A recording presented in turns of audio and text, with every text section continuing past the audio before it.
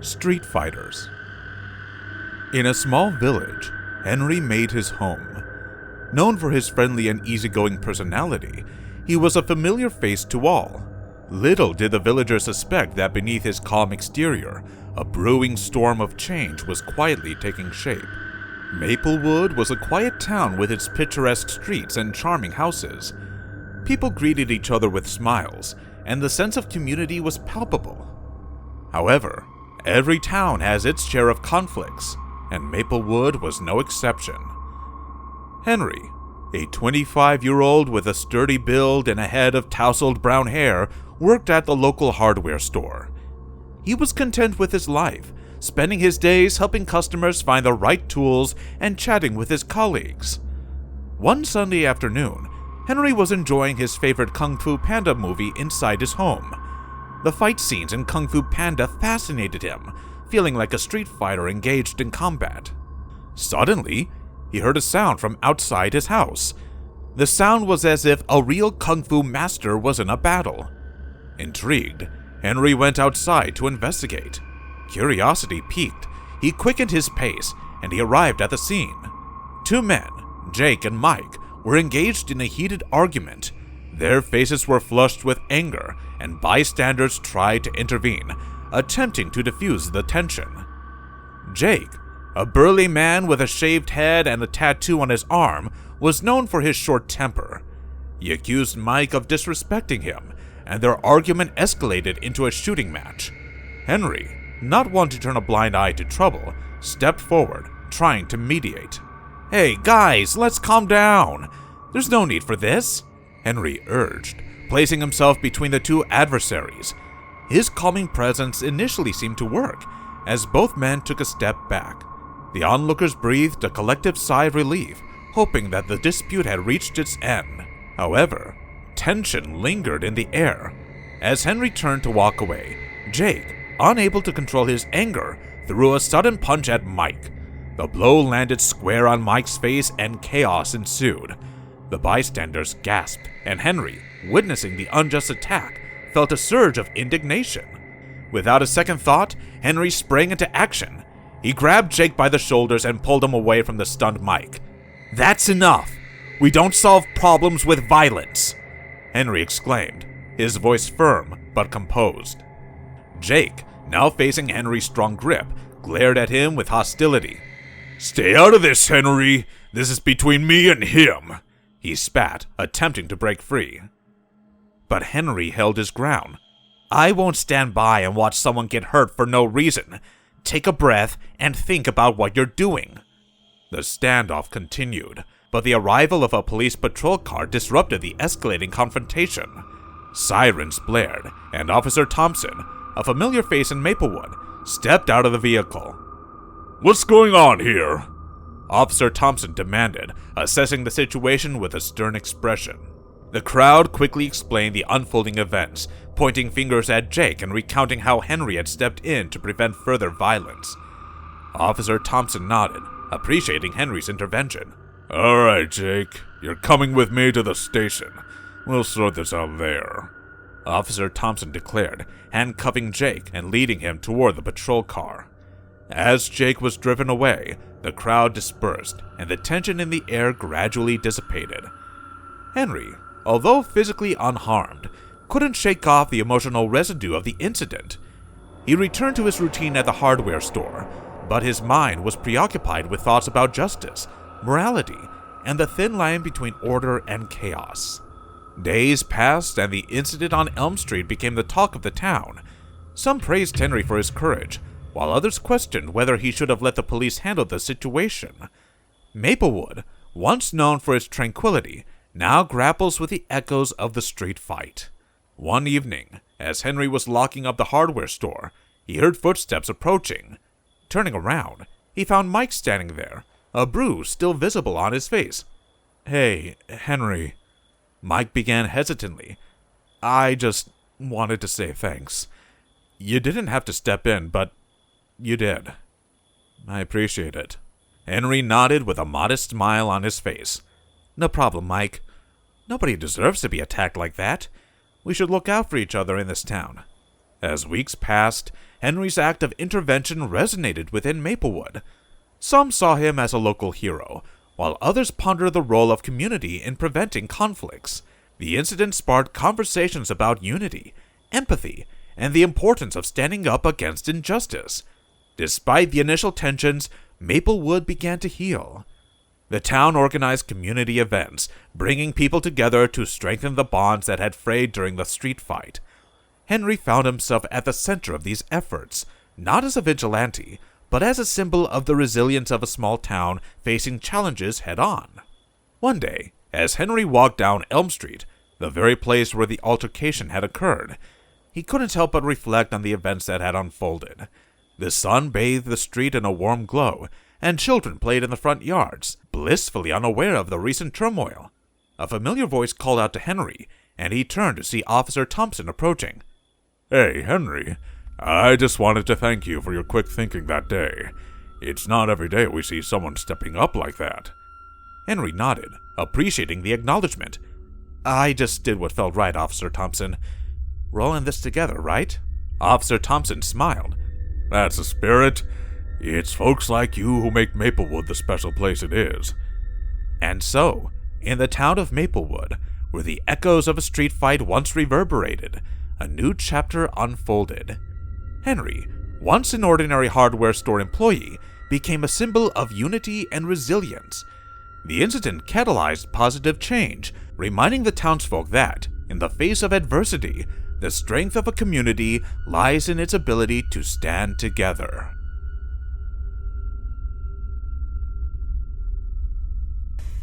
Hey guys, thanks so much for all the support. If you haven't subscribed to the channel yet, please feel free to do so. I'm Marionette, and I'm from a small little town surrounded by beautiful scenery. It's like a hidden gem that no one knows about. But despite the beauty of the town, there's no possible growth for an individual there. So if someone was determined to become successful or even earn a decent sum of money, he or she had to drive for about more or less 40 minutes from the town to the city for a job. People there were unfamiliar with the town's name, so we decided to keep it that way by not telling them until it was necessary. But I was not looking for actual growth when I was hunting for a job.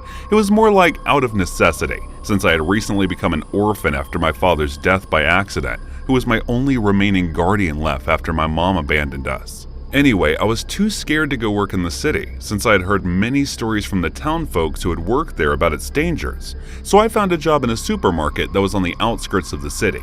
It seemed like it had a great reputation, since the pay they were offering was a lot higher than what I was offered within the town, so I took the job. Surprisingly enough, even the store that was closest to the town had never heard of its existence, and when I put my address on the employee form, they looked at me as if I was someone who had come from an entirely different planet. On my first day, there weren't many customers, so besides basic work, there was nothing more to do. But on my second day, there was a huge rush, so I was busy all day. My job was mostly cleaning and organizing stuff, and when I was done, I would help out the counter. Everything seemed pretty easy, and even the other two part-timers who worked there besides me seemed nice enough, even though they did not talk much. After working for a week, I understood the daily routine of the store. The store used to open at sharp 6 in the morning, and all the employees had to reach 5 minutes before its opening. Right after the store opening, I would have to do the cleaning of the entire store and the area surrounding the store within half an hour. The next thing I had to do after cleaning was check all the product and their expiry date, throwing the expired item to the room that was in the back side of the store. After I was done with that, I would have to change all the meats and the fresh ones that were delivered each day while giving them the old meat. Doesn't matter if it was just a day old, even though the meat was frozen. There were some other rules like that which were a bit weird for me to understand, like what would happen if I came a second late to the store? But since I didn't want to lose my job, and I did not know what they might do if I arrived late, I always reached 15 minutes before the assigned time, and waited for others in the meantime. There were also questions about why replace the meat every single day if they were bought in fresh, and most importantly, what did they do with the unsold meat? There was another strange thing about this store, and it was that even though I cleaned the store from corner to corner, the next day, even the walls would look like they had never been cleaned. It was my first time experiencing things like that, but since the stories I had heard from the city were far worse than one could imagine, I thought maybe it might be common in the city as well. On the day of my interview, I was told to do my job silently without ever asking any questions. I couldn't even escape from my own curiosity. Even if I wanted to ask questions of my coworkers, they always ignored each other, so I didn't think there was any hope for a new employee like me. It was the 9th day of my job when I reached early as always and waited for the store to open. The part-timer who used to open the store came in a bit late that day, so the store opening was delayed just by 5 minutes. She was also new just like me, so it might be she just did that intentionally to see what would happen if we opened the store slightly later than the given time. Anyway, we got in, and just like all the other days, I cleaned the store in half an hour as per routine. And by the time the guy who used to bring in the meat came by, the work wasn't done, so I asked him to wait for 5 minutes. He looked frustrated when I asked him that, but he didn't say anything. So after I was finished with work, I went to take the meat out to hand them to him. Believe me when I tell you that I saw the state of the meat. I couldn't believe that nobody had gotten sick from eating this product from the store. The smell that was coming from the meat was unbearable as it had gotten stale by that time. I didn't have to think about the scary stories of the city to know what this store owner was doing something extremely detrimental to the consumers, since it could make them severely sick. I knew how to report the store to the health inspector since I'd seen it online when I was looking for a few things, and so I immediately did that without thinking. When I called them and gave them the store's address, something shocking happened. The man on the call told me the address I was giving him didn't exist. I was confused by what he was saying, so I repeated myself, but after saying the same thing a third time to me, he thought maybe someone might be pulling a prank on him, so he disconnected the call. That was when I heard the store shutter closing, so I went to see what was going on. That was when I saw the meat guy and the manager were standing there, and the other part-timer who opened the store late was lying dead on the floor. The meat guy had a big knife in his hand, and he was looking at me like a predator would look at its prey. This store is just like your unknown town, hidden from the eyes of others, but still famous enough to earn me good money. So why are you people determined to ruin that for me? The manager's voice felt so evil that he said that tilting his head. My breath felt like it got stuck in my throat, and my brain started to get foggy, unable to understand what to do next. That was when I remembered the room in the back of the store. There was an exit door there, so I ran toward it. Not again. Chasing is something that I hate the most. Brian, you chase, and make sure to kill her if you want to live. I heard the store manager's voice behind me. The good thing was that I was an expert in hiding and escaping ever since I was a child, so I ran as a rabbit and somehow managed to get out of the store.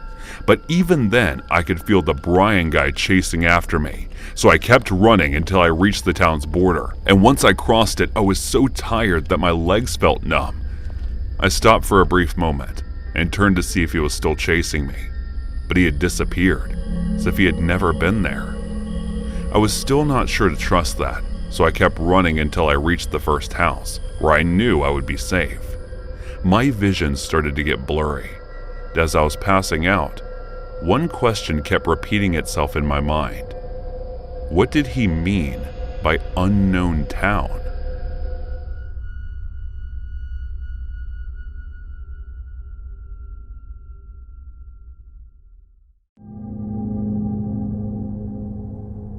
You might be able to describe 17-year-old David Faraday as the all-American boy.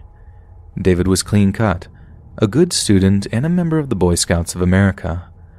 He was also apparently something of a moral arbiter, having once confronted a marijuana dealer outside of his high school when the man had apparently been attempting to peddle the drug to members of the student body. After threatening to inform the police, the dealer was said to never have hung around the high school again. And although by today's standards we might consider this to be so-called snitch behavior, David was clearly simply trying to protect his fellow students from something he was concerned would affect their academic performance. He was a good person, with a good heart, and almost all of what he did came from a place of love. But like many boys his age, David found himself increasingly interested in the opposite gender. And there was one particular young lady that caught his attention over all others. Betty Lou Jensen was 16, a year younger than David, but she was incredibly popular and her reputation as a charming, well-mannered young lady preceded her. She was also a very talented artist who took a great deal of interest in all things creative. It was at a local youth function that David got the chance to talk to Betty Lou, and his affection for her seemed to be entirely reciprocated. Betty Lou shared a great deal with him and even invited him to visit her after school so that he could walk her home. After a few weeks of wholesome teenage dating, something of a relationship began to blossom between the two bright-eyed young people. But all was not entirely well, as there was another boy who had his eye on Betty Lou, one who was not about to let David have her all to himself. He squared up to David when the young man was waiting outside of Betty Lou's high school, and although the confrontation didn't become physical, some pretty harsh insults were exchanged and David was warned to stay away from his new girlfriend. Other boys might have been deterred by such a display of possessiveness and aggression, but not David. He was determined to secure his place as the only boy in Betty Lou's life, and so one afternoon on their way home from school, David asked Betty if she'd like to go on a date with him, their first date, and to his absolute elation, Betty Lou said yes. David racked his brain for a solid first date idea, and given that it was late December, decided that a great way to capture that festive romantic spirit would be to take Betty Lou to a local Christmas event. And being the gentleman that he was, he made a promise to her parents to have her back home by 11 p.m. at the very latest. Rumor has it that David and Betty were planning on attending the Christmas-themed party with a few other local high school students, but perhaps this was simply a cover to reassure the young girl's parents, because what we know for certain is that they ended up driving over to Lake Herman Road in David's Rambler station wagon, parking it up in quite a well-known spot that was known to many as Lover's Lane. The whole appeal of the spot near Lake Herman is that it was quiet and unfrequented by members of the public, hence why young couples might use it to gain some privacy for certain unsavory activities. But it wasn't just infatuated lovebirds who noted the location's seclusion, because someone else wished to take advantage of the isolation for something that was considerably more malicious. At some point during their stay up on Lover's Lane, David and Betty Lou noticed another car pull into the spot, one that parked up alongside them before turning its lights off. At first, David and Betty were worried it was the cops, come to arrest them for committing lewd acts in public. But as they peered through the darkness to study the vehicle next to them, it became increasingly obvious that it was not in fact the police.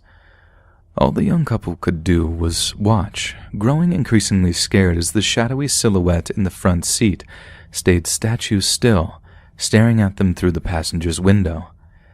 Betty Lou told David she was spooked and asked him to see if he could get the person to leave.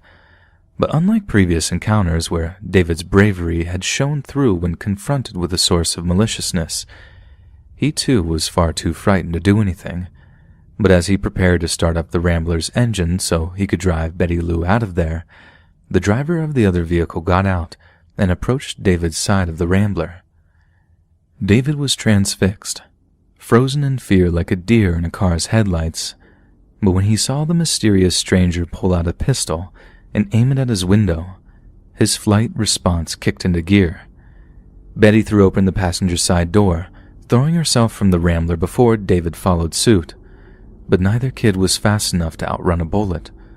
The stranger fired once through the roof of the Rambler, then sprinted around the back to fire another shot at David through the vehicle's rear window. Both shots hit the young man, and he crawled along the ground near the station wagon's back wheel on the passenger side, trying and failing to escape. Betty Lou, however, began to sprint away through the darkness as the first shots were fired, but the stranger was fast. He took aim and fired 5 shots at the right side of her back, each bullet striking her torso before she fell. As she lay dying in the darkness, the killer turned his attentions back to David, pointing the pistol towards his head and pulling the trigger one last time, sending a bullet crashing into his skull just behind his left ear. Apparently, the killer then simply got back into his car and drove away into the night. Sometime later, someone who drove past the spot on Lover's Lane must have seen the bodies lying in the dirt and then rushed to call the police. David was still breathing when they arrived on the scene, but was completely unresponsive and was dead on arrival when he was finally taken to a nearby hospital for treatment. The double homicide stunned and horrified the local community, and rumors abounded that there was a crazed, firearm-wielding madman on the loose, with it only being a matter of time before they struck again. One of the first people contacted by the police as a potential suspect in the murders was the young man who had confronted David as a result of his own jealousies over his and Betty Lou's blossoming relationship. But it was discovered that this young man had a strong alibi for his whereabouts, meaning there was no way he could have been the mysterious, bloodthirsty stranger who pulled into Lover's Lane that night. As the summer of 1969 drew to a close, journalists and law enforcement alike wondered if the teenage lover's killer would ever be found, but little did they know that the nightmare had just began, and what would follow would continue to baffle all those involved for decades to come. Because the man who took David and Betty Lou's lives that evening, the man who relentlessly fired bullet after bullet into the Rambler station wagon, would come to be known by a name that would echo through the annals of true crime all over the world: the Zodiac. Zodiac's identity remains a complete mystery even to this day.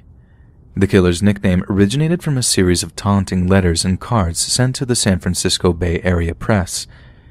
These letters included 4 cryptograms based around a number of ciphers, one of which was recently solved by the FBI after over 50 years of research and study.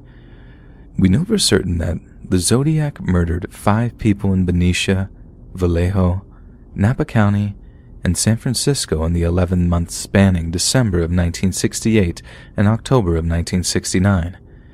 It seems he preferred to target young couples, which is how he seemed to have come across David and Betty Lou while the pair were on their first date. Yet despite only 5 confirmed victims being attributed to the Zodiac, he once claimed to have murdered 32 other people, bringing his total body count to 37 victims. A killing spree that started with 2 young lovers, so excited to finally have some time alone together on their first date, never being able to imagine that it would end in such a brutal moment of painful finality. So the next time you're on a first date, don't be so quick to go somewhere secluded, as you never know who might be watching or following, just ready to turn a perfect romantic moment into a living nightmare. Remember the excitement you felt when you moved to the new house, the new opportunities that would open up, and all the new friends that you would make, and the new places that you get to be in. My family moved to this really old town in Arkansas in 2004. I guess my family was down on money, and this town somehow was the savior for Father, as he inherited my aunt's property, all of it, and there was a big house that he inherited too. So when we moved to that house, and it was more like mansion. Now it wasn't a new house, it was built at least a century ago, but to us, it was our new house. The new house in Arkansas, as I recall this adventure, I was someone who was born in the fast-paced New York, and then the shift brought me to such a drastic halt that it was unbearable for me in the beginning. I was a city boy, and I was suddenly in a place that was slower than what I had been used to, so finding a balance was something that was important to me.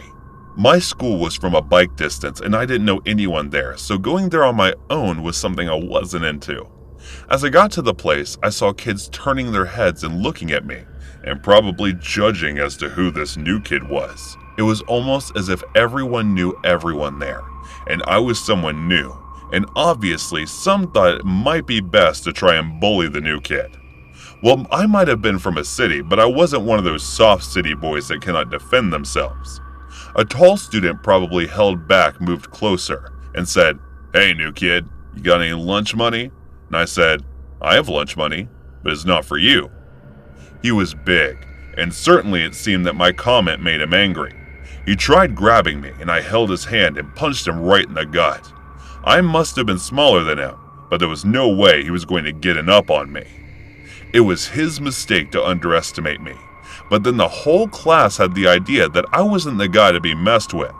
My first impression at that school was that I am not the one to be messed with.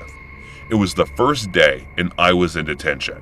They told me to call my parents, but since they were not really back, so I had to stay back in the school. While coming back from the detention, I saw one of the guys had gathered around the backyard where my bike was parked, and it was the same guy I beat the crap out of.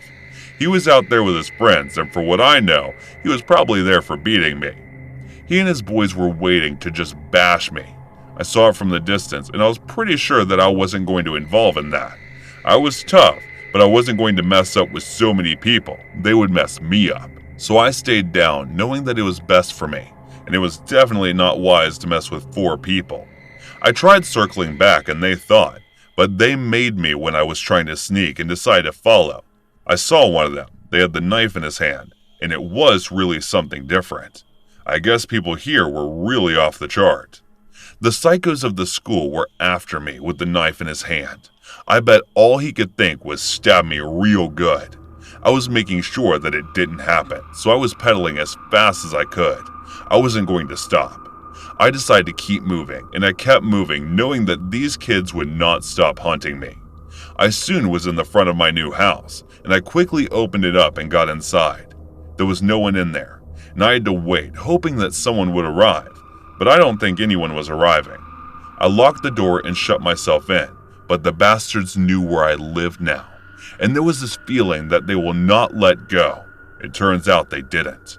Next morning, when I was getting ready for the school, they stood out of my house on their bikes and they signaled me as they passed by my house. Somehow that day I stayed at home, but I knew I had to get on with it someday. So as I got out of my door knowing what is coming, I set out to go to the market in the evening, and I already had a plan in action. I saw that they were all standing right outside my house, and I knew it was my time to get beat up.